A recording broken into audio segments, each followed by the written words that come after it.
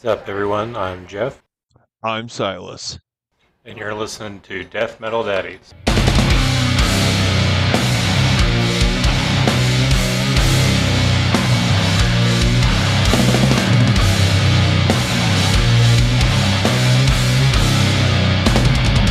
All right, welcome back to the Death Metal Daddies podcast. I'm Jeff. I'm Silas. This week we have a couple of new discussions. How you been? Haven't talked to you in a minute. Since last week, what have you done in the past week? Pretty good. What have I done in the last week? I mowed my grass yesterday, and it was spitting rain, so that was fun. Um, Yeah, Checked out some new music, Vulvadinia. What do you think of that? I liked it. It's pretty good. I'm interested to see where they're gonna go, though. Like you pointed out, it's a guitarist doing the screams. He's doing a lot of guitar work, and it's kind of a lot of focus he's going to have to do in those screams. So one of them is going to have to give. Either he's going to have to do less intricate guitar work, or he's going to have to do less screams, or hire someone to do one of those jobs. Yeah. And I think that right now, with the touring, I think he's just doing the vocals, and then I'm pretty sure he dropped the guitars, obviously, and then so there's just one guitar, one bass, and then yeah, they're just rocking it as a four piece where they used to be five with Duncan. But I don't know whatever happened with him. What was his deal again? Because like he kind of fell off the radar after all that shit. Was it allegations or something or abuse? It was allegations by his band. From what I was seeing, he had a huge aggression problem, like to where he was a gambler and a drug addict. Like he had very alcohol issues, I think. And at one point, he beat the living shit out of the drummer, where he had to go to the hospital. Damn. And the band decided, nah, I guess we're done with this guy, and just kind of left him. It's kind of a he said, she says thing, because I have him on Instagram, and he was posting a lot of his own views, where they're misrepresenting him, they were stealing money from him, so on and so forth. They left him stranded in a foreign country, blah, blah, blah. So I don't know what the deal is, but I Oh know wow. he's pretty much done with. Yeah, that sounds like a shit show. But what else? Anything else new in your life in the past week? Uh, man, I'm just working a lot these days, really. Nothing. I mean, I don't know. I say nothing new, and then like I'll I'll think of something in like an hour. Oh yeah, this, but I don't know. Going fast with the kiddos. Yeah, I got you. Yeah, we're. I've just been. I thought I was gonna be able to get all this shit done on paternity leave since I have 3 months. Like I'm just watching a kid. I can do whatever. But it's been. I've mostly just been cleaning. I've started the packing process since we moved in like a week and a half now. Went to Silver Oh, City. that's always fun. That's about it That's for awesome. Annie's birthday. That was about it. How far away of a drive are you looking at relocating now? So it is Damn. 3 hours away. So it's you Mm-mm. know where Republic's at. St. Louis area or? It's about 10 or Oh, 20 okay. minutes past Springfield. Okay. Pretty much like outside Springfield. And then 10 or 20 minutes past Republic is where I'm moving. But what advantage is it actually opens up more venues that I can go for concerts. So now Oklahoma City, Tulsa, Oklahoma are all Oklahoma City's 4 hours, Tulsa's two, and then also Rogers, Arkansas, and Little Rock. Rogers is like an hour, Okay. and Little Rock is Hell like yeah, three dude. That's hours. awesome. Are you pretty excited or more nervous or? Yeah, yeah, I'm excited. The more we're getting closer, the sadder we're kind of getting about leaving Jeff City because I don't know. It's just Yeah, we it's have your a guys' lot of like memories first home here. for everything. What's that? I said it's your guys' like first home for everything, Yeah, Had all your kids there, yeah. That's what Daniel got was bringing married up there and today is that everything. this house had so many firsts for all three of our kids. So it's just kind of Hmm. a hard memory to kind of just walk away from. Yeah, that would be hard for sure. But I mean, it is for the best. It's farmland. I don't have to worry about. I can because I even got on to Annie. Hell She yeah. wanted to play outside. Okay, play in the backyard. Well, I want to play in the front yard. No, because I'm doing something. I feel okay if you play in the front yard. I have to stand and watch you. I can't do these chores I'm have to do. You're going to have to play in the backyard. I'm worried you're going to get hit by a car. A dog will attack you, or you'll get kidnapped. And out in the country, I don't have Yeah. to worry about that. Maybe a coyote, Right. but we have dogs. Yeah. No, it'll definitely be a lot easier. Better peace of mind, I Yeah. think. and I can actually hunt on the land now. It's like 300 acres. Hell yeah. Oh, dude, that'd be awesome. Oh yeah, That's freaking sweet. yeah. Have you been then in the recent years hunting? I went this past season. I went to my brother's land. We didn't. I went with Annie, Uh-huh. thinking like, oh, this would be a great experience for her. As soon as we like, cause it's all the woods around my brother's house, and there's like a road, and then as soon as the road ends, there's this path into the woods. First step on that path, three whitetails just jumped up to my left and just sprinted it off. It's like, God damn it! And that was Oh, we were there the rest of the day, saw nothing but those oh three man, tails. dude. I know it always kills me whenever I'm like sitting there and I'll like spend so much time like stealth, like trying to still hunt is, and trying to be really quiet and stalking and then like I'll spend like an hour doing that and then I'm like, okay, fuck it, I guess I'm not seeing anything. I'll stand up and just like take fucking 10 steps and boom, I'm just fucking and then they're running off. I'm like, damn it, no. That's hunting in a nutshell. Yeah, Absolutely. yeah, That sucks. that'll be excited about. And yeah, during deer season, have if you want to come down, if my brother wants to come down. The only issue is I don't have a truck anymore, so I got to figure out a way. I might have to use my father-in-law's truck, but it's a beat-up old farm truck, so we'll see if he's okay with that. Hell yeah. Well, I got the Ranger now, man. Oh, you got a Four-wheel truck drive. now? Yeah. What year? 99 Ford Ranger. Oh, nice. Yeah. She's old, but it looks clean on the outside, but boy does it have a lot of issues. Yeah, that's Ford for you. It was yeah, it just wasn't taken care of over the years and he didn't do proper maintenance on it and shit. And so there's a lot of stuff, a lot of repairs, a lot of tons of money I've already had to dump into it. Yeah, Uh, just all kinds of shit I gotta fix on it still. But it's fun, it's a project. I'm glad to have a truck, I'll say that. I've already hauled a ton of shit with it, so yeah, that part I do miss. Are you thinking about getting a boat then? yeah. Like a kayak of some kind? I th Yeah, definitely eyeballing a kayak, and I'm hoping to do that sometime soon. I sold my last one just this past summer because it was a sit-in, Mm-hmm. and I found floating with Bowen over the years. I've borrowed his sit on top, and dude, it's just a game changer for the floats that we do because we're hauling a ton of equipment down the rivers and spending so many days, trying to make as little stops as possible. So we pack a bunch of shit, and so to pack a bunch of shit, you need a lot of storage space.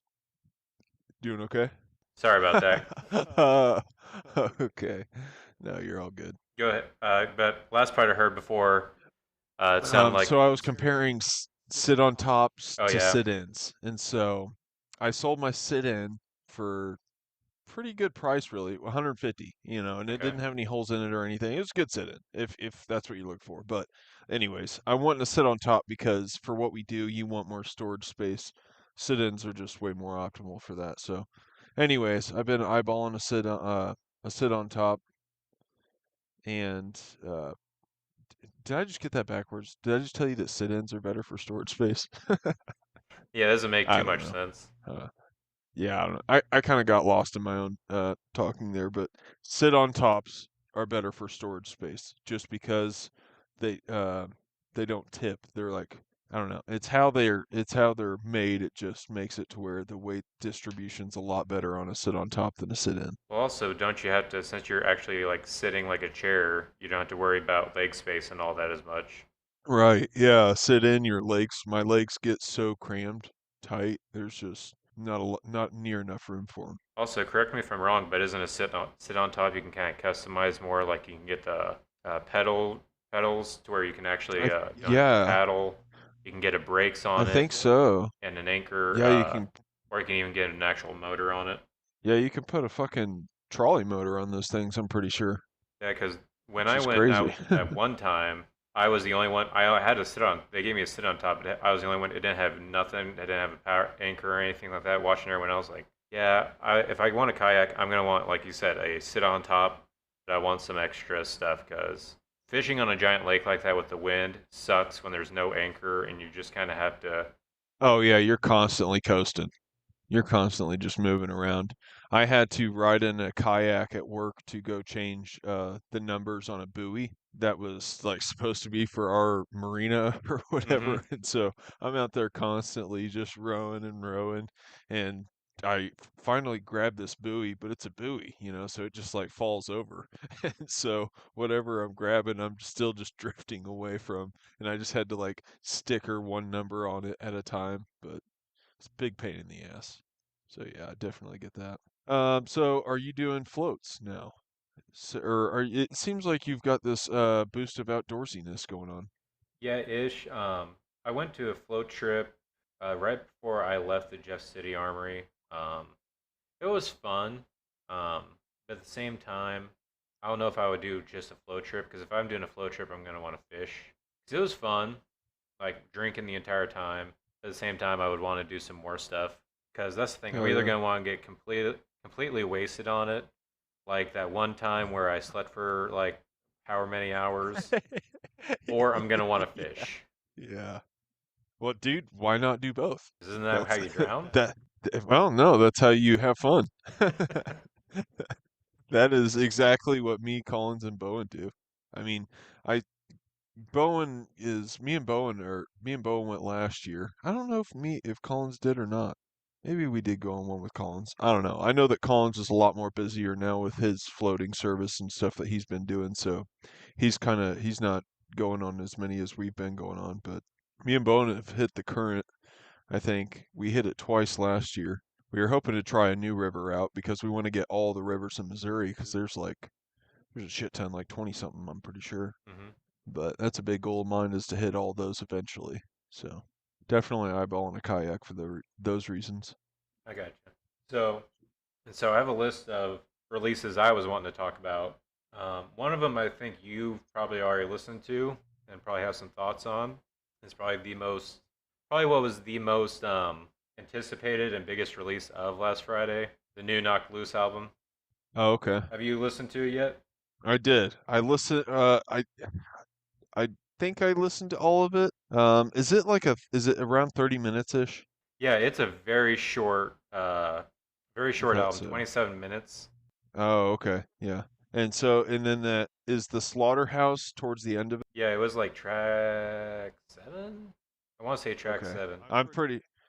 I'm pretty sure I listened to all of it. Basically, what I'm getting to is I listened to it at work and I was power washing. So I'll start an album, but my job duties always take way over longer than the album. So I'll know if I sat through it but I'm pretty sure I did sit through because I remember that uh the Motionless and White feature track coming on. So I thought that was towards the end of it. But yeah, it was good. I have not played it again though I to gotcha. really dissect it, but I gotcha. I I listened think to it. still I my think favorite is the Suffocate.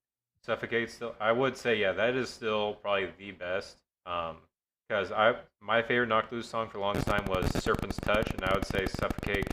Like they both feature a female guest vocalist. However, I would say this one is way better. They both have that build up, and then just the amazing breakdown. Yeah, I would say that was the best song. I want to say I've What's the listened to it Serpent's all the way Touch through one? twice, maybe three.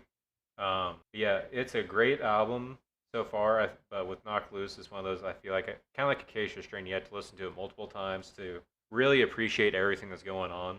But I will say, Yeah, I agree.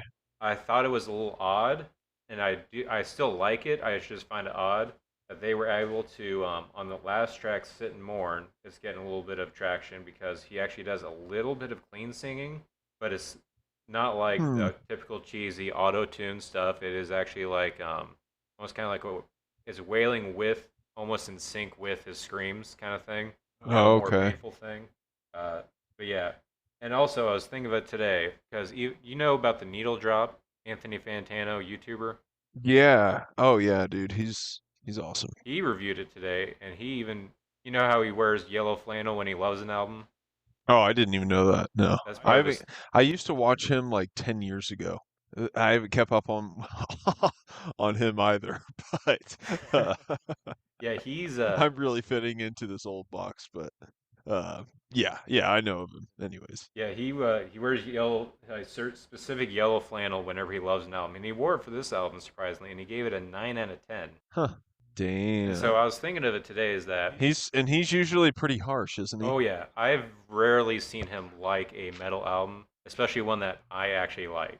Like I've seen him give great scores to three hard or heavy albums, and only one of them I've actually liked. The other one I don't get what he liked about it.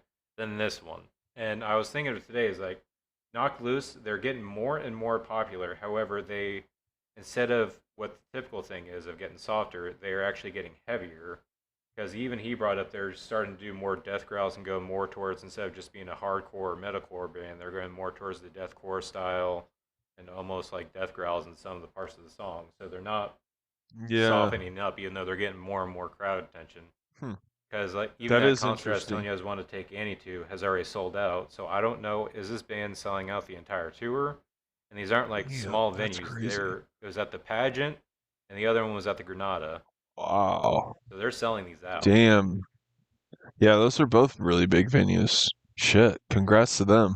That's pretty crazy. Who's their supporting acts on those? Not anyone really that interesting. Loathe, who I feel is kind of like a newer. It Oh, sounds like they're ripping off Deftones kind of thing. man, I really caught on to that band in their early stages, but I have not kept up on It's them them, either. Show Me the Body, and I don't remember Hmm. who the other band is, but it was very forgettable. But yeah, it's pretty much just That's them. crazy. Wow. Is there any other? I have two more new musics I was wanting to talk about. Is there any other new releases you want to talk about that was recently released? Maybe Um, that Veil I album or Veil song you saw, Veil song. Veil Panath, Huh? Oh, oh, Veil sorry. Panath. I couldn't even tell what you were saying at first. I was like, what? Yeah. Okay, so I wanted to bring up on the last podcast, are we saying that right? I have no idea.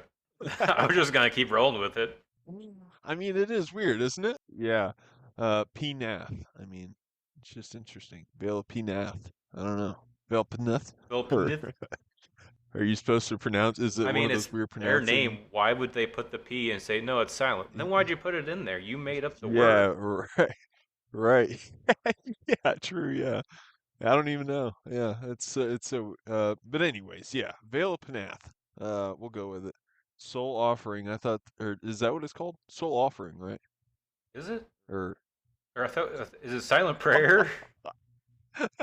oh my gosh, I'm doing terrible. This is beer number two, by the way. That's it. Let me look real quick. Um, yeah, I'm gonna do some research. Hang on. It's something offering. The one that I liked. Silent Prayers is their most recent. That is correct. Oh, But soul the offering. one Soul Offering. Is that it? Yeah, soul offering. Sorry, that sounds like it is Soul Offering, yeah. Yeah. It sounds so I don't want to say cliche, but it just sounds like so common that you would think that it's wrong. No, it can't be just Soul Offering.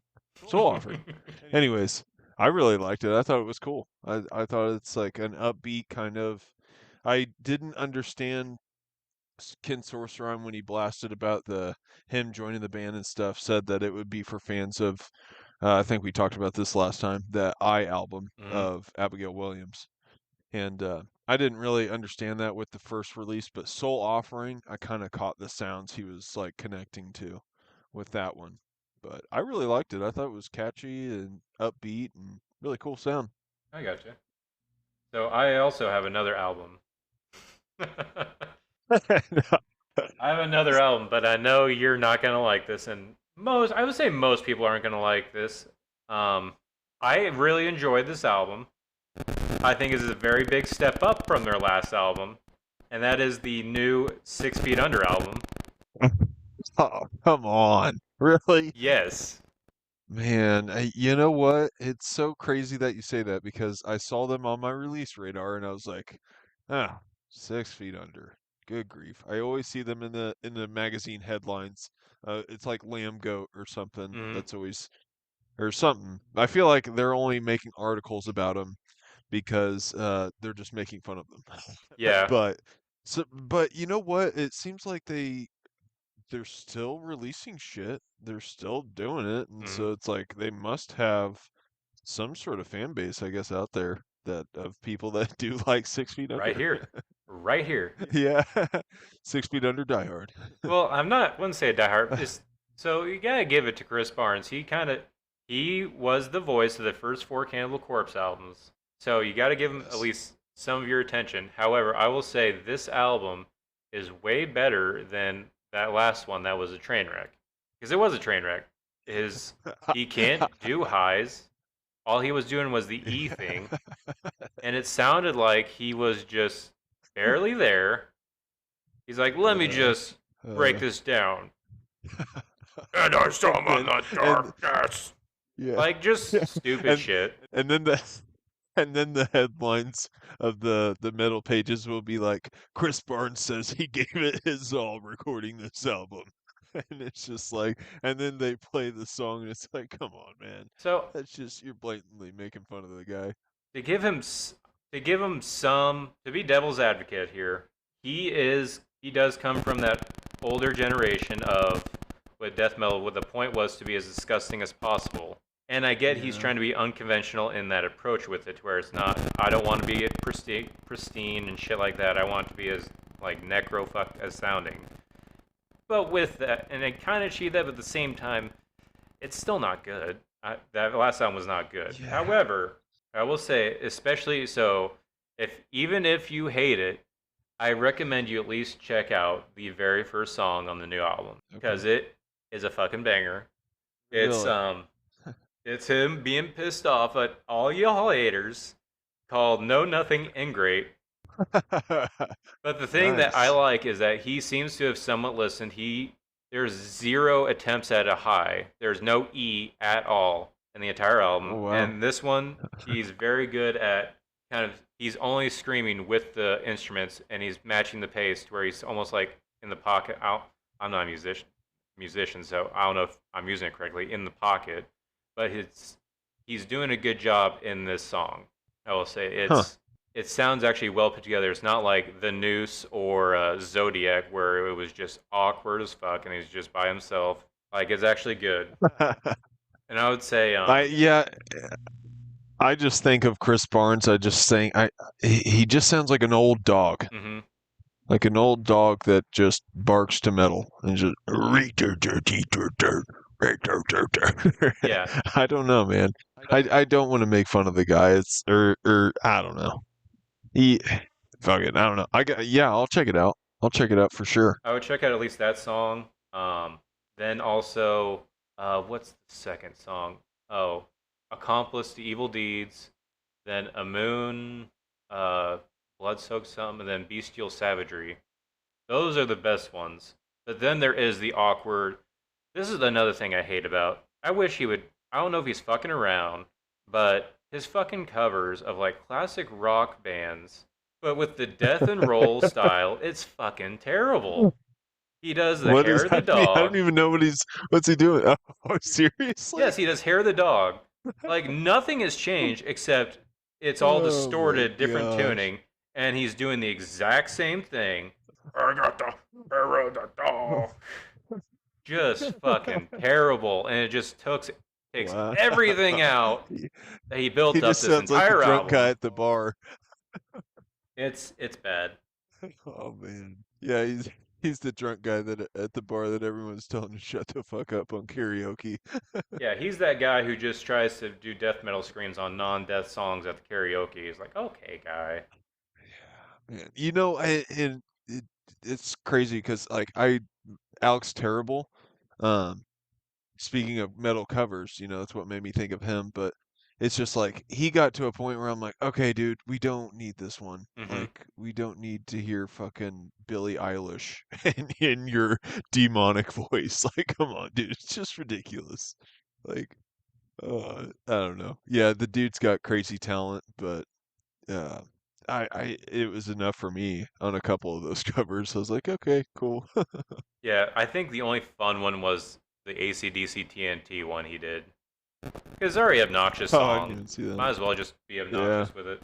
yeah, I could dig that for sure. Um, I do have one more new release I was want to talk about. Do you have any others? Let's see what else has been in my rotation. No. No more new releases, I don't think, for me. I got you. This last one, I didn't know. I don't know anything about these two bands. Apparently, it's a collaboration album. I don't know anything about them. I only found them through a thumbnail on YouTube. It says deathcore that's actually good.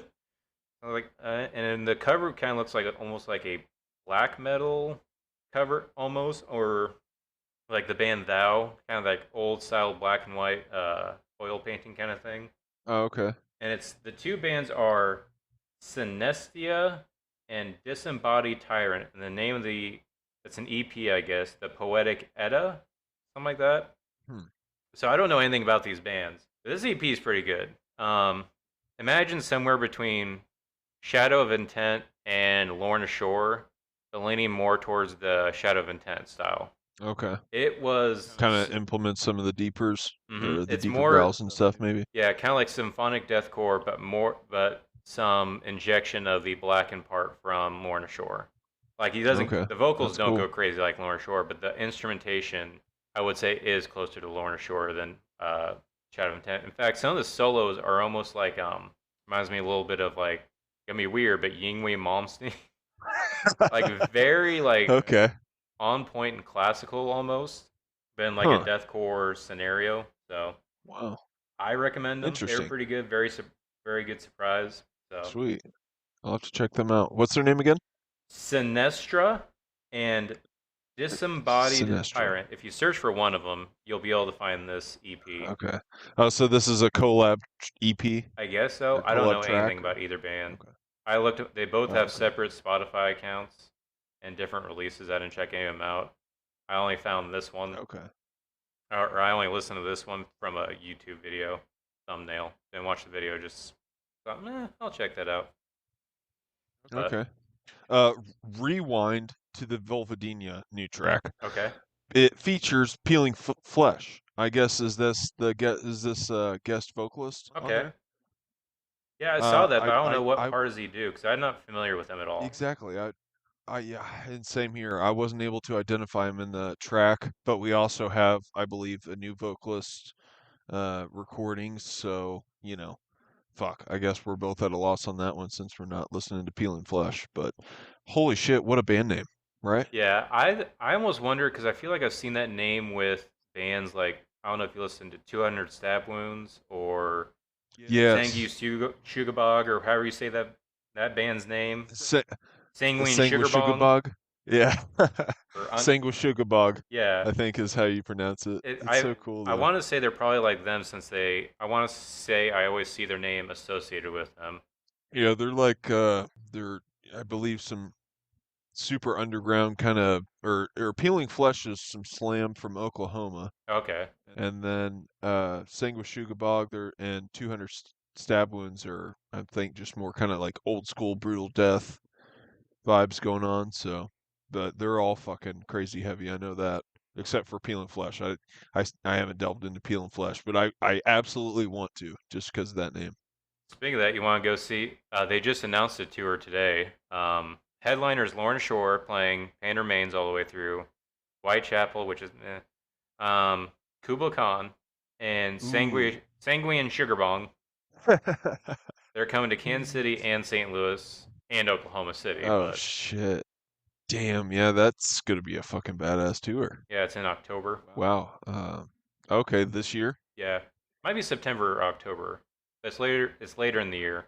Okay, damn, that's gonna be a fucking banger. I would like to see Whitechapel just to have that kind of closure, I guess. I don't know. I want to see if they're gonna if they're gonna pull out some oldies. I have a That's what I'm feeling gonna go they're to the not going Whitechapel to. show for. I don't know, man. See, I would think that too, but I swear that I saw a clip of them playing something from fucking the Somatic Defilement, Well, which I was like, whoa, that would be fucking awesome. even when we saw them at that Mayhem Fest, they didn't play Hmm. anything new or older than New Era, did they? I don't think so. It was a lot of new shit, but I remember I just wasn't. I was left kind of I felt like I didn't get enough Whitechapel out of that set. Out of that show, that Mayhem Fest that we have talked about, that was probably the biggest letdown of the whole show. I'd say probably. Would you say that, or what do you Yeah, think? because I was also very much hoping for their old stuff like Somatic or This Is Exile stuff. I'm Yeah. still very much on. Like I love some Defilement. I didn't like This Is Exile when it came out, but it's grown on me more, especially with like some of the other tracks like Messiah Bolical, stuff like that. Oh hell yeah. Oh, I But fucking love the yeah, This Is Exile is like Die Hard. That's my probably top favorite album for me of Whitechapel. But yeah, I don't know. Anyways, would you I say it was a veered off bigger topic on disappointment that than one. finding out most of the bands aren't there? I'm fine with Yeah, none of the bands being here, but Whitechapel yeah, not playing a probably. single. This Is Exile or Somatic. This is bullshit. Yeah, fuck this band. Yeah. You It just changed. makes me wonder. Yeah, yeah, you guys sold out. It makes me wonder what did they end their set with? I can't. I, We should be able to identify that, right? I would say so because obviously they're probably going to try to end with a crowd favorite. I would say probably I Dementia. Probably. I would assume. I don't remember. Was that out then? Yeah, because I want to say we saw them after when the album after that came out. Yeah, I think you're probably right. Huh. I was just mesmerized by the cowboy boots they were wearing. I think they all had cowboy boots on, didn't they? Yeah, I think so. I Or was wouldn't that be. just one of I them? barely remember them because I remember not being excited about them at all. Because and that's why I think it's more of it was the album after this exact. Yeah, it was. Our Endless War had just came out. Yeah. Yeah. Yeah, And I saw the cover, I was just like, man, I don't think I want to get into this one. yeah, where the Saw is the But law. You didn't want to listen to yeah. how the Saw is the law. Yeah, yeah. The Saw is the Law. I love that song because of like Phil Bozeman throws down some crazy vocal shit in that one. Undoubtedly. I mean, he's fucking like chopping away. But and then like, cause I remember having this discussion with another metalhead in Colombia, and I was like, dude, show me something better than he spits in fucking Possession. This is Exile. He's like, okay, Saw is the Law. And I was like, Saw is the Law, no way. And then he plays Saw is the Law. I was like, oh shit, yeah, I forgot about that part where he's like, and just like goes on for a fucking whole breath. I was like, yeah, but can he do it live? And he was like, yeah, he can. I was like, okay. And he literally showed me a video, and Phil like fucking just knocks it out of the park live. I was super impressed. I was like, holy shit, yeah. I don't know. Uh I don't remember them playing that at that Mayhem Fest. Did they? I would assume so, but I don't really know. They probably opened with it Yeah, maybe. because I remember I don't know. that was like the big single off it, and then I barely remember them. I just remember not being super I into it. know. I know. I hate that I can't really remember that set, but I if I'm not mistaken, they opened that whole show, Yeah, didn't they? because they were supposed to be Yeah. the headliners on one of the side stages, Yeah. and then And they fucking had a shitty set time. yeah, It was like 6 p.m. summer, so his fucking sun's still beating down, hot as fuck. No one really wants to move around, you know? yeah. So, but holy shit, I mean, I'm still just flabbergasted by that Slayer fucking crowd. That Slayer crowd just turned into a different animal. That was one of the most intense fucking crowds I've ever been a part of. Um, Oh, there you go. but yeah, up next, I was wanting to talk about the merch thing we were discussing. How as we've gotten Oh, older, merch items you would want. yeah, what kind of weird like items do you want? 'Cause I even cause I kind of like the dad hats and shit, or even like kids' clothes. Obviously, some bands do, some bands don't. It's hard to find them. Then there's shit I see that all these bands have, and I have zero interest. Like the flat brim hats with the artwork underneath the brim. I don't get it. Yeah, I know. It's like and that's just something that's I'm never gonna wear, you know. I mean, I could see someone that with a bit more of fashion and style than myself probably wearing that, you know. I know a couple people that wear those, but it's just not my thing really. Yeah, An item that I would like, give me a fucking yard shovel, man. a Hell what? yeah, I'll use the fuck out of that. A Yeah, a shovel? fucking like yeah. Yeah, dude, I want a band's fucking like I could totally see it, the acacia strain, you know, dig your own grave on the back or whatever. And that that was in one of the I think that's in 4x4 from uh one of the early ass albums, 3750 or some shit. Yeah. But anyways, Well, or no, the Dead Walk. I was even thinking like the shirt you're wearing currently, the hunting shirt with some stuff on it. Yeah, Yeah, like I I wish think more this bands is would do a stuff like that, or even yeah. yeah, Yeah, and they have fucking sick lyrics down the yeah. and seeing like Hunter That's Orange. yeah. Yeah, it's pretty cool, man. I think Acacia Strain is always stepping out of the box. And releasing this shit, they're not gonna obviously probably sell out of their camos, but you never know, man. I think that especially when they did their knives. Oh man, I wanted one of those so bad, but Yeah, they but were like fucking three hundred you would have dollars. had to have known they were gonna drop it soon and just waited because they only made five. Oh yeah, yeah, which is crazy. And you know there's people So just like, going into debt, don't have the money, but they're just gonna let me put it on my credit oh card. hell yeah, yeah, payday loan. Yeah, Yeah, absolutely, man. That's been the coolest fucking. The Casey Strain is hands down one of the best bands at fucking merch, dude. They've got such an array of shirts to pick from, always coming out with cool shit. It's cool and but I a slight bitch moment on a Casey Stray merch. Uh a lot of the shit doesn't fit. Like the hat, I got a hat, it didn't fit worth a fuck, unfortunately. really. But maybe I just have a big ass head. I don't I know, don't know. maybe, man. I don't know. One thing I will complain. I love Acacia Strain. They do have a lot of merch I like. However, there is one thing I will complain about their merch, and I guess it's just me and my interests. But they have a lot of shirts that I have zero interest in wearing, like all the Mega Man stuff, the Sailor Moon stuff, all these Yeah, like old video I can games see and that. anime stuff references that I don't understand. I'm not into it, so it's not for me. I get it, they might have a huge audience that likes that stuff, but I want more like cut and dry stuff. Like I like your shirt. I like my Coma Witch shirt and shit like that. And I also like Just plain logos, or like even like or more close logo to like if they could even have shirts more about what the songs are talking about. Like some of the songs like they have some shirts that I like that like yeah. they have the Spiraler shirt I that love that. says Like a this said sadness will last forever just said over and over again as a spiral. Like I like that. That's hell yeah. cool. That is cool. That's awesome, dude. And especially it's those memorable lines that Mhm. Vincent has in those songs, man, that just stick with you. Mhm. I'm like you could read the shirt and just hear the scream. Yeah. It's so cool. Yeah, I wish they would do more stuff like that, or even if they had like there's one shirt it had a clock on the back. It was either on the back or the front, and it was a clock, but there was no hands on it in reference to the hands fall off the fucking clock on untended graves. Oh, Like just okay. even more shirt That's designs cool. with like references to the actual lyrics of the album they're promoting. I wish they more Yeah, had for more of. sure. I could definitely get down with that, man. Or even I feel like they missed a chance with because I guess they re-released a bunch of Coma Witch stuff for an anniversary for merch with the love of Yeah, what Fallout, all this Fallout love that's going on, and the song Cauterizer, how that's all like nuclear war and shit. That was like a prime right. opportunity to do like the Fallout guy, Yeah, seriously. but Well, and they even did like a Bass Pro like logo, like the fish, but then like just it just said the acacia strain next to it. I was like, that's so cool. It's just a fucking just total ripoff. I loved it. I also wish more bands would do stuff like that because I want to say Sanguis Sugabong did the same thing. Yeah. Oh, what I love about that band, dude, is they're just like taking fucking all kinds of pictures on the internet. They're just sticking their name on fucking everything. Just sing with Sugarbug.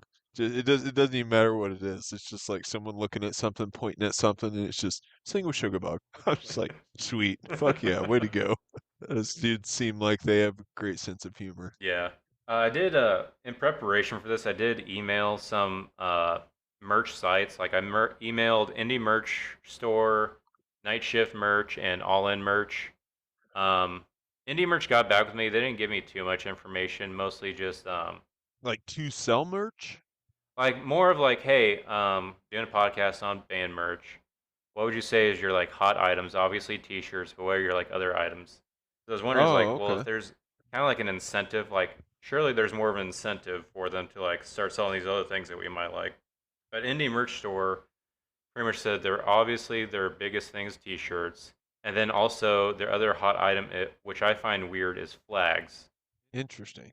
Which I find weird because there's only so much room you can hang up a flag, and so I don't really get how flags are. Obviously, in my garage, I have my flags up, but I only have one, two, three. Yeah, I have three flags. Hmm. in my entire time of listening to all this stuff and Yeah. collecting stuff. Yeah. But I I mean, don't get that yeah, I part. don't know. It's definitely not a merch item that I immediately think of whenever I hear an album. Like, oh, fuck, I gotta get this flag. You know? I don't know. I mean, if I seen one or I loved the album artwork enough, I guess I'd buy the flag. In fact, actually, hang on. I have a flag I gotta whip out just for this point. Oh, you got an immortal flag? How long have you had that? Yeah. This is like from high school, I believe. Oh, okay. I like I'd never even bought another one of these, another flag, but Immortal Damned in Black. It was a like one of those kind of gateway albums for me. I was getting that was like one of my first stepping stones into black metal. And so a dude at school was just like, "Hey man, you ever heard of Immortal? No. Check out this album, Damned in Black." Burnt CD, and it was just fucking whole weekend, dude. I Yeah, was sl- jamming out to Damned in Black and loved it. So saved up some coins and bought the flag. I don't know why. I don't know why I went for a flag, but that's what I got. I But got you. anyways, yeah. So that's the only band flag that I've ever owned. Yeah, So I don't know. yeah. I only have the Oceano Ascendance flag, a very generic Iron Eagle Slayer flag, and then the Defeater Letters Home flag, and that's it.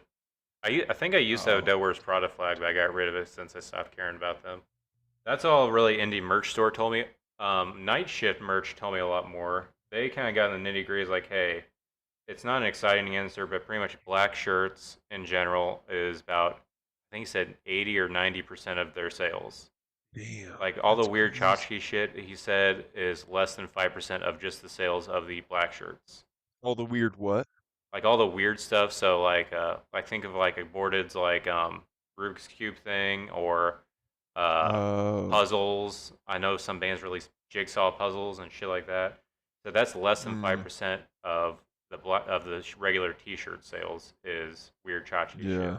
And even then, it's Well, all and the see, like, yeah. He broke it down a little bit more because I even asked about designs and stuff.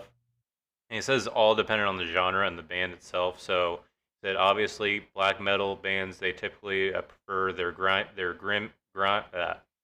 grim looking shirts more. Their fans do. Death metal obviously the gorier the better, and then thrash more of the it's the specific artist who does typical thrash metal from the 80s and stuff.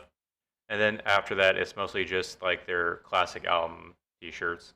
And he said, and it's pretty much because that's what sells. It's a classic for a reason, kind of thing. So, which I get hmm, because I kind of do prefer more of the album tees anyway. Like even now, I'm yeah, just wearing a plain old Converge Jane Doe T-shirt. yeah. I can definitely dig that too. I want something that's, I'm gonna go for an album that's one of my favorites and Hmm. over one that's, I don't care about or just some random ass design, that doesn't really relate to anything. Yeah. Like even the Hate Eternal shirt I have, I only got it because they were out of the shirt I wanted, which was the album artwork of that Upon Desolate Sands album, because it's an awesome Yeah, fucking artwork, and I would prefer to have our album artwork instead of just some random picture on my shirt. right. But I do wish. So you're talking earlier. You're talking about like what band? Acacia Strain has some pretty good merch. I would say the band that has probably some of the best merch right now and has the past couple of years. There's two of them. They're very similar in their approach. And that's the Black Dahlia Murder and Aborted. Both are on top of Yeah. their game when it comes to merch, in my opinion. Like Black Dahlia Murder Hell came yeah. out with that album that had green ooze in the vinyl. Yeah, dude. That's a freaking step up of I mean that's pretty badass. And then they also came out with an RPG, like an actual like tabletop Dungeons and Dragons style game for the album. Yeah, I remember that. That was pretty awesome. And then aborted, Or and aborted with their toy, yeah, their the Hellraiser Wayland Rubik's Cube figurine. box. And then an Yeah, album with that actual too. blood in it. Yeah, I was gonna say, didn't they do a vinyl that had like Hmm. blood in it? It was just like the Okay, Black Dahlia that's Murder, except crazy. instead of green ooze, it was blood. Wow, I don't know if it was interesting. the band members' Huh, blood or what it was. huh. That is pretty awesome though. Yeah. I wonder how those play. I don't know. I don't know if I would want to play it because those probably Yeah, cost a lot of money. right. I mean, it's definitely a cool collector item. I would just hope that they play. I mean, I don't know. I would have to play it, I feel like. I don't know how do you get that in there though? Because I've seen them I like know. I don't. make how they press the vinyls. I don't know how you do that with having stuff inside it.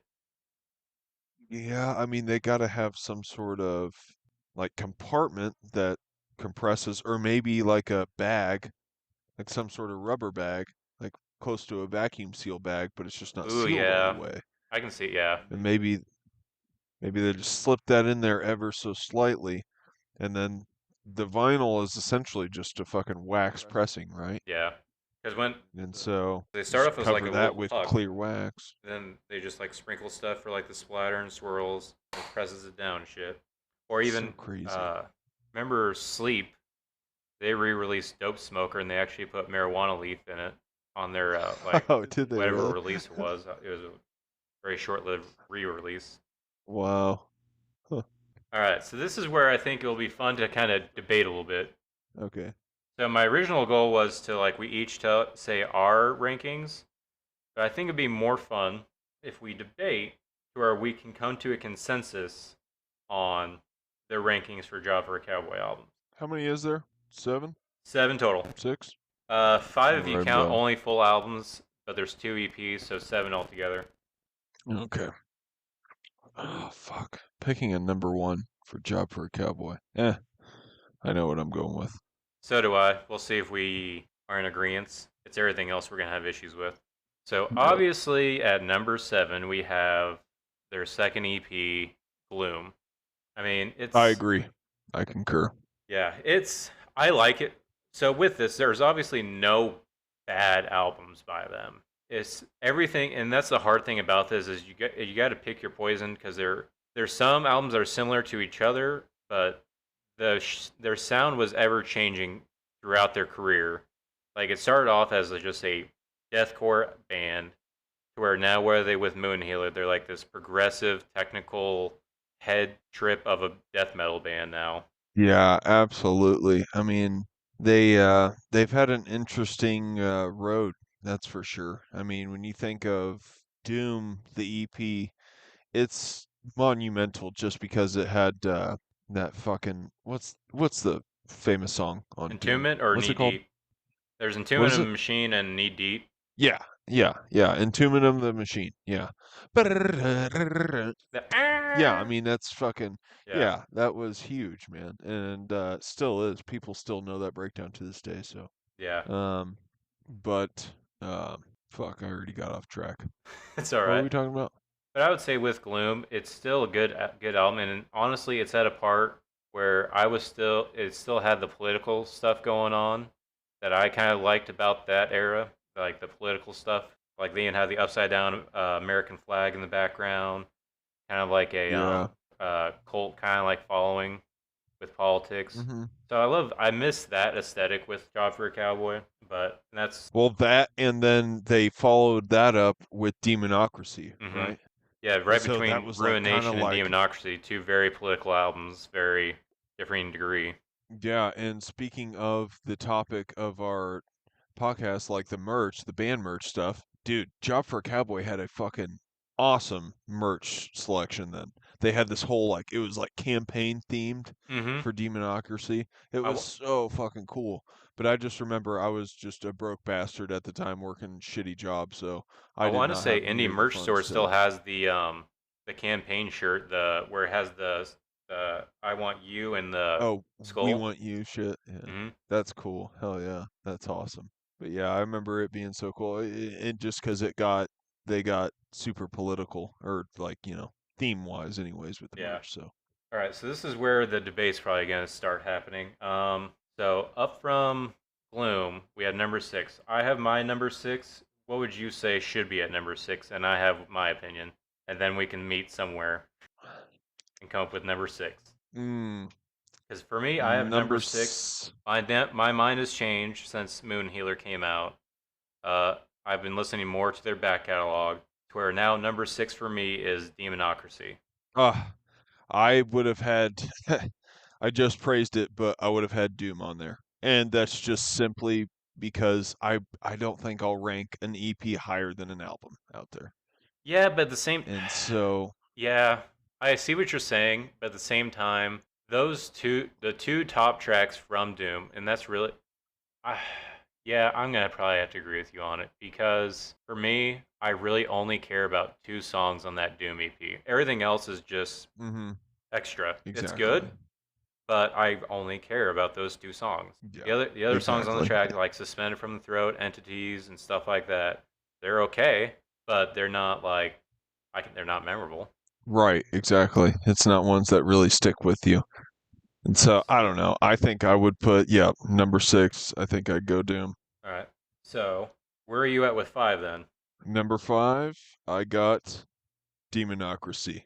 Okay, so really for me, I only switched those two because I had Doom at five and Demonocracy at six. Or Okay, yeah, I yeah. knew I had a feeling that it was going to be down there, and like you said, I'll have to second, like none of these albums are bad. This band is fucking phenomenal. But Demonocracy for me, it's like I'll still go back and jam it, but if I want my super pumped up kind of death metal phase Job for a Cowboy over my chorus breakdown style, you know. I felt Hmm. like Demonocracy was fucking sweet because they had sick riffs. I mean, it is a cool album, but for me, it's just not one of Job for a Cowboy's best hitting records. It just doesn't stick with me like the other ones did, and I don't go back to it as much as I do the other ones. So for me, it sits at 5.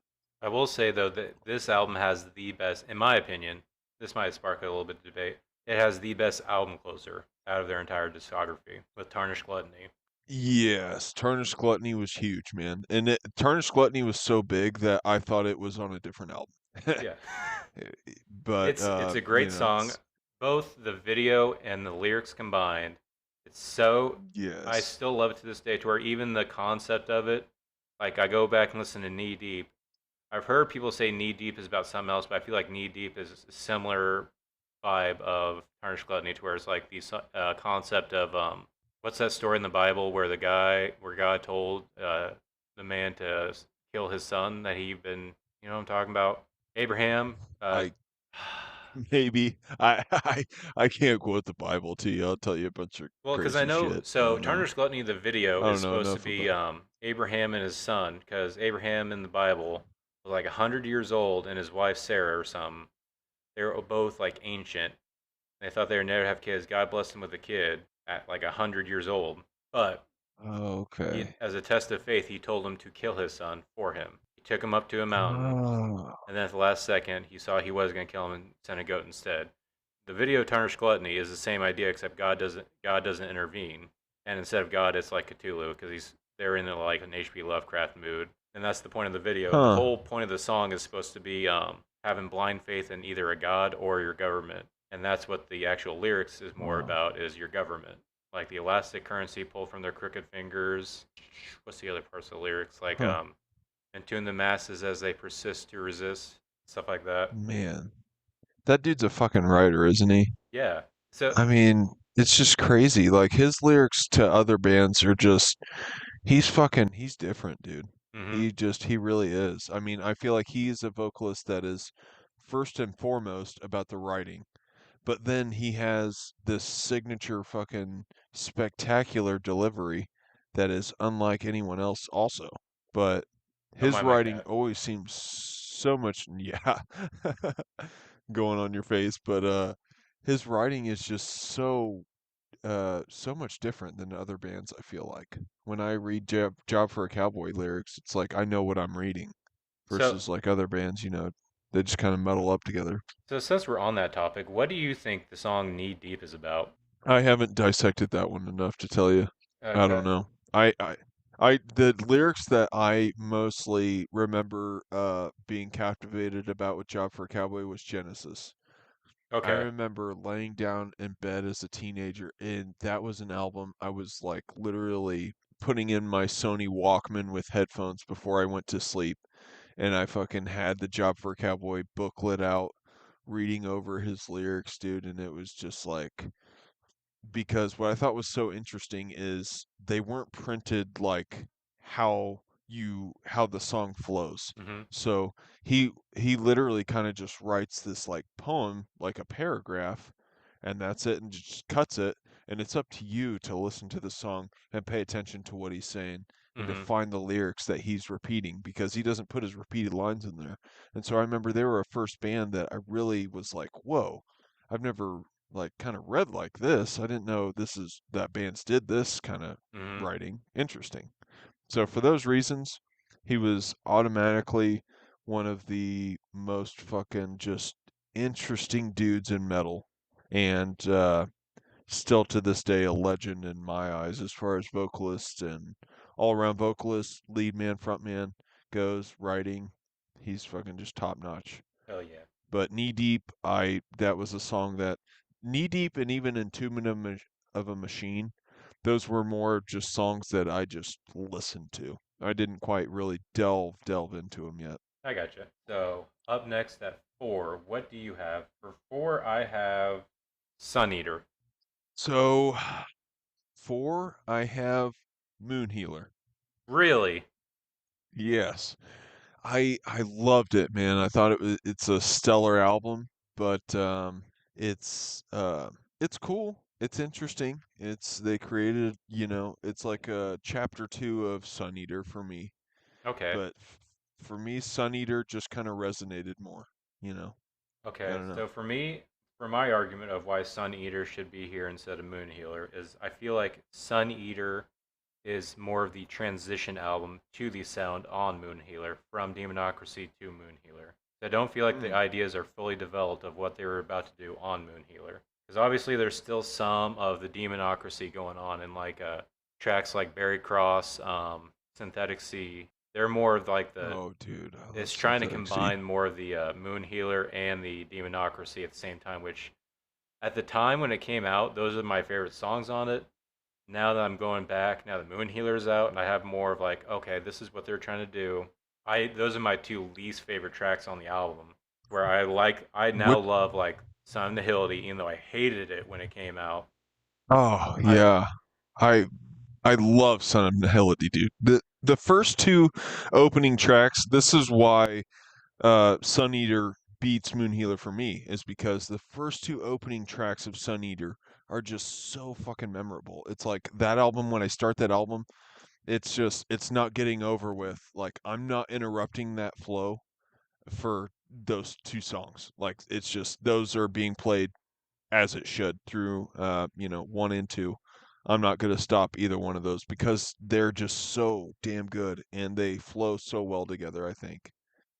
seems And like we're so gonna be a like Moon standstill with this one. Healer, What's your number three then? yeah. What's your number three? Then we'll go Okay. back to four and whether or not it should be. We might have to rearrange some Number stuff. th- yeah, number 3 might be a difference too. I had Ruination. I had Ruination as well. Okay, yeah. I, Okay, I so was maybe thinking we if should we did have one argue that back met, it and was forth probably whether or Ruination. not why Sun Eater is not as good as Ruination, or why, or vice versa. Maybe we should try to figure out whether or not Sun Eater or Moon Healer is better than Ruination. Okay. So Moon Healer, man, Because I they feel do like you're more some, of the pro Sun Eater camp, so I should probably be on the Moon Healer camp and trying to prove why they're yeah, better than Ruination, then why Ruination could go down to number four. yeah, absolutely, yeah. All right, Uh, so Sun Eater, I think they stepped out of the box. So Sun Eater, they went from Ruination to Sun Eater, and man, Ruination, it was a fucking awesome album. They did some really cool shit. They kept their same deathy style, but just kind of got nasty with it, and opened up with "Isn't It Unfurling a Darkened Gospel?" mm-hmm. Dude, talk about a fucking just chaotic start. And I mean, it's just. Oh no, I'm not even thinking of the right song. No, Dude, you're or thinking yeah, that's Unfurling a Dark. Demonocracy, Children of Deceit. Yeah, yeah, yeah. It's that. Sorry. Yeah. Unfurling a darkened gospel is It's that drum fill too. Yeah. yeah, okay. I'm on the right one now. Okay. Um Still, yes, I meant what I said though. It is still off to a chaotic start, and I remember when I started playing that album, I was like, holy shit, this is gonna be a fucking ride. Job for a Cowboy has delivered again, and still to this day, another one that I go back and when I'm feeling that nostalgic 2009 album, because that is one of those albums that when I think of 2009, it fucking just sticks out in my brain. I just see that album cover with many others. It was in that era that was around my graduation, and it was huge for me. So I don't know. I'm trying to explain what now? Why Sun Eater Why beats Sun Eater is Ruination, better right? than Ruination. Okay, sorry. That's just so hard, you know. You get a boner with every Job for a Cowboy album. So, but Um, so I Sun got an Eater idea. beats How about this? Ruination? Okay, I okay, would argue that Ruination has some tracks that are either filler or you skip most of the time. Whereas Moon Healer sure, and Sun Eater are more of collective albums that you have to listen all the way through, and there isn't really I those agree. filler or I want to skip this track. For me, I concur. Ruination, yes, there is some nostalgia, but at the same time, I was not a fan when it came out because I was still on the Doom and Genesis train, and it was such a change Okay. in tone. I loved Yeah. the political stuff, but I didn't like the actual tone of the actual music because I felt like I the thing I loved about Genesis was that guitar tone is like they could play anything. It's gonna sound evil and heavy as shit. And then they got new yes. guitarists and it was a completely different tone. But I would say for me, the top songs on Ruination would be Unfurling the Dark and Gospel, Constitutional Masturbation, March to Global Yes. Enslavement, and the title track Ruination. All everything else is Hell yeah. kind of like what we were talking about with the Doom EP. The other songs are just they're not bad, They're just kind of they're there. there. Yeah. And Yeah. usually I will skip them to Absolutely. get to the songs I like because they're all kind of like spaced out like that. I absolutely agree. And I would have never have thought that a line from A Job for a Cowboy or a lyric that is one of the most memorable lyrics he's ever written is I masturbate. You know, but whenever we start that line, we know that we're both talking about constitutional masturbation and how it's just like a big fucking fuck you to this government. And it's just like, wow, dude, that is like Ruination is I love just how fucking like yeah, it has filler songs on it, but the songs that are out there that are fucking really good on that record fucking just pack a punch, dude. And that's why that record is fucking number 3 for me. So, I don't know. I think I'm running Yeah, in you make a circles at good this point, point. but I'm not moving my position. Yeah, fair enough. So, would you say, because I'm trying to get you to change your, I'm trying to get Ruination to where it's on 4 instead of Moon Healer or Sun Eater. You I'll be know damned what? if I'm going to put Moon Healer on 4. I, I can move Moon Healer to number 3 and Ruination on 4 Okay. because of how recent it is. Um, but I can name more titles on Ruination than I can Moon Healer. What about you? I don't know. Can we go through them Beyond the Chemical Doorway? Um, I can't remember the second song. Then the Grinding Wheels of Ophium. The moon gave me, or the sun gave me ashes. The moon, So huh? I, yeah, I was trying to remember it too. The sun gave me ashes, so the moon gave me. Fuck, what is it? I have the album right up there. Now I need to look at it. Yep, I gotta look at this. Hang on. We have my favorite on the track, Etched in Oblivion, number 2. You couldn't remember the name of it, sadly. But that's my favorite because of Johnny Davies' vocal deliveries, dude. He fucking starts at the song. It's that weird fucking kind of like echoey where, and then he just starts out, oh, I bet was, and it's just like it's this weird timing that totally catches me off guard when the song starts, and I don't know, it just like immediately has me hooked. But Beyond the Chemical Door, Etched in Oblivion, Grinding Wheels of Ophinism, the sun gave me ashes, so I sought out the moon. That's it. That's what it is. And then like Crystalline, Into the crystalline crypts, a sorrow-filled moon, and the then the agony-seeping Agony Steeping storm, Storm, and then the forever rot, yeah, which I want to highlight a lyric my favorite lyric of this whole album, the last song, the Forever Rot. Fucking dude, this is it. It just punched me right in the gut. I thought it was so cool. It says, "I can overhear my shadow's dimming cry. It wept and said, 'Only that of which can destroy itself is truly alive.' No longer was I to be revived. My body had been purged, bathed by the sound of flies." It's like, fuck yeah, dude. That's so metal. That is just some of the most metal fucking shit that I've heard this year or in the last year. Brutal and wouldn't expect anything different from Job for a Cowboy. Hell yeah. Hell yeah. So let's do it. Moon Healer at number 3. Ruination number Ruination at 4. 4. Yep, I'll do it. All right. So I think we then know where our number one. Well, actually, we don't know what our number one is because I don't know what Sun Eater is for you. What do you have at Sun number one? Eater, number 1, Genesis. Absolutely. That is the correct answer. Hell yeah. Hell Yeah, yeah. so freaking lately. So let's There it talk about is. Genesis, the greatest Job for a Cowboy album. I feel like it is the The most greatest. complete album.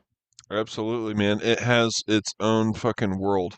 And I feel like the world that it's one of those albums that just completes the whole what the band was trying to do. When you look at the album cover, the sounds that you hear is what is like that world that you imagine. That fucking dark, grim, decaying fucking shithole place with these ram skulls machinery, everywhere. I don't know. But like for real, it's like it just completes the vibes of the sound. And man, that track Embedded is still just I don't know. That's one of those albums. It's a great in between album as far as Job for a Cowboy having albums where you skip tracks like Ruination, but then there's albums like Sun Eater and Moon Healer that are whole collectives. You have to listen all the way through to really get the experience. Genesis is both. Like you can skip a track, but you're probably gonna miss out because it's a good song. Yeah, Like it's one of every those single albums you track on don't want to Genesis. skip it because it's as soon as that song starts, like, oh, Yeah, I gotta listen to it. yeah, exactly. And it's so memorable. The lyrics are just fucking gnarly. It starts out with what's that first track Bearing the called? Serpent's Lamb. Um, yeah, Bearing the Serpent's Lamb, dude. And it's basically about a possession of a chick spot, or it's birthing the fucking Antichrist, isn't it? Yeah, and That's I guess essentially, even though he's just born, he's I guess sentient and watches her slowly die. yeah. It's just like I remember reading those lyrics, and I was just like, this dude is fucked up. Like this guy has a fucking weird mind, man. Just a crazy I don't know. He's clearly a reader. I would think he's very affluent in reading and Mm-hmm. knows his shit just because of the what he was writing back then. I mean, shit, come on. Genesis came out when? 2006? 2006 or seven. Another monumental year for metal. I feel like the '06 to '09 range of metal is huge. Mm-hmm. Because I that's feel like like Lamb so of much God's happened in that Sacrament, span of time. Yep. Fucking Leviathan. hate breed supremacy. Yeah, Leviathan by Yeah, Mastodon. Then also yeah, 2009, wasn't that also Mastodon Crack the Sky? yeah, absolutely. Gojira from Mars to Sirius, and then we also have Gojira L'Enfant Sauvage. Um, Genesis, of course, and Ruination, Job for a Cowboy. I mean, great albums, dude. Great years for fucking metal, no doubt. But Genesis, Job for a Cowboy, stellar album. Will go down as history as one of the fucking best of all time for me. I think everything about this, I love everything about this album. Like, I feel like the pieces were fit into place, even if the band didn't notice it, in my opinion. Like, it's their very first album, Mm-hmm. so they call it Genesis. And not only is Genesis fitting for their Yeah. very first full length, but it's also the beginning chapter of, like, the story of the Antichrist through what was popular. And like when the shit goes down in religion, right? Yeah, That is well, it's like the like encapsulation of Genesis. Well, Genesis is the beginning book, and my thinking is since it's about the Antichrist, it's the Antichrist's Bible kind of thing. Okay. It's the Yeah. beginning of his world, his view, and it came out at a time where the Ver chip was coming out.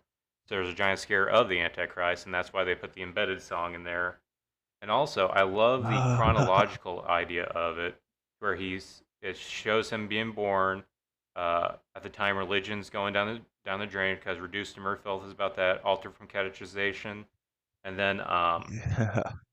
they had that track Upheaval, which is I guess when he's coming. It's supposed to be part of the story. That's another great thing. The concept and the story of this album is great, but I guess that part of the Yeah. album is where he gets control of the world, which is Upheaval. Is that the name of the track? Upheaval. It's that instrumental. I think so, and that's just the instrumental. But that's what I But love about it is that because I'm thinking about it, is like if he's getting taken control, it's not like a violent overthrow. It's slowly he etches his way in because that's how in the Bible it's supposed to like there. It's not like a violent takeover.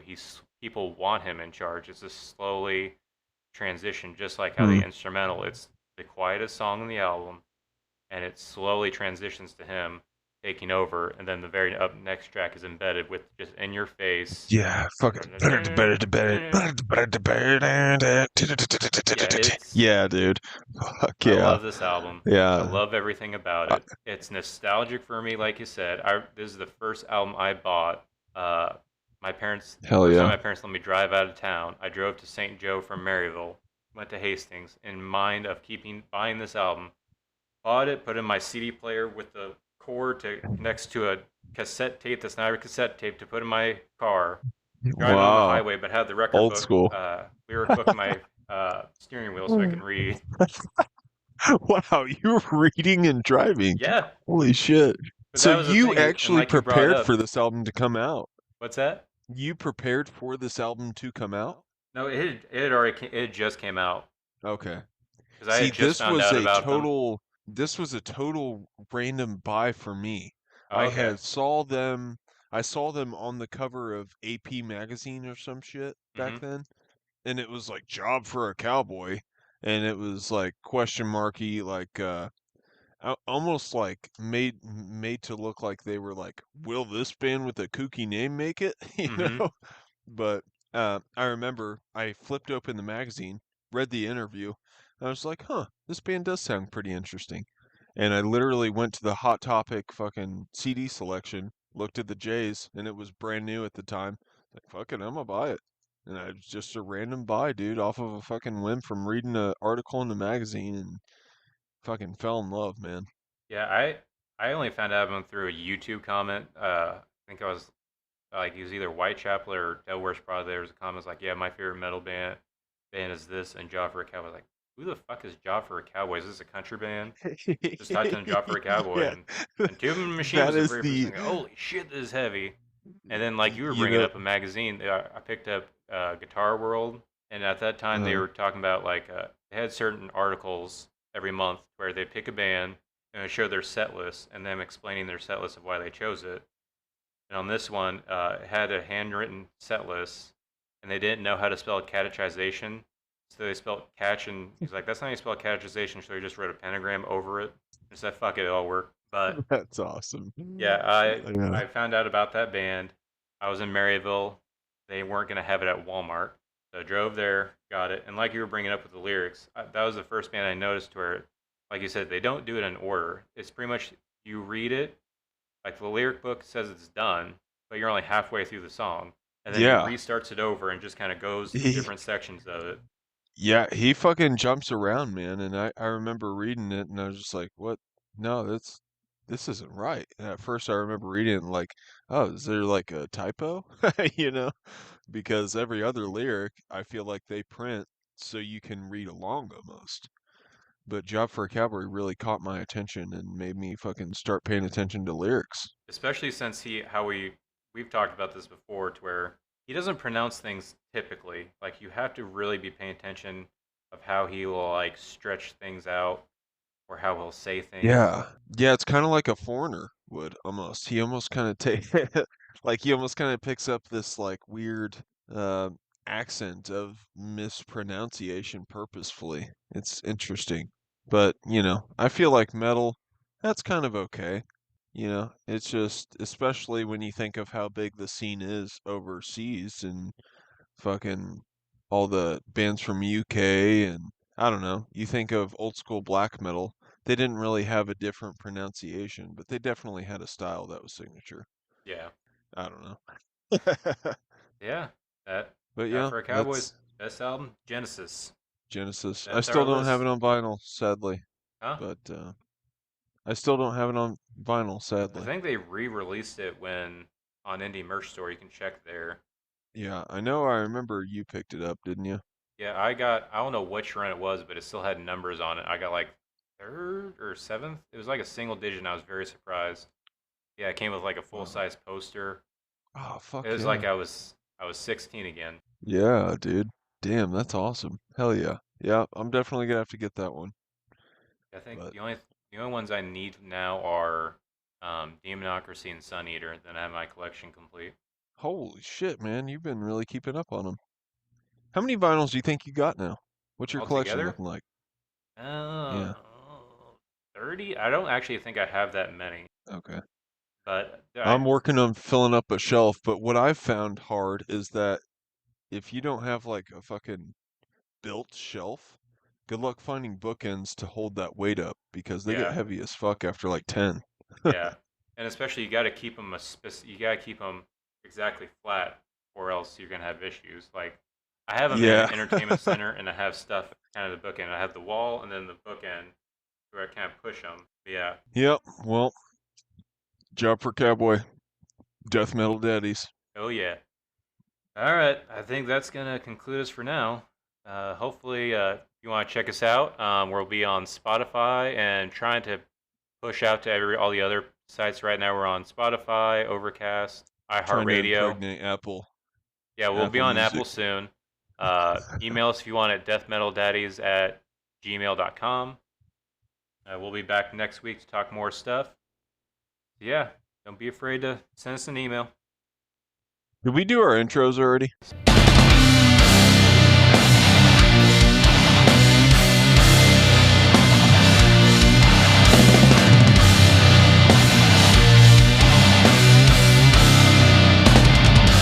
Or while I'm editing. Oh, okay. Like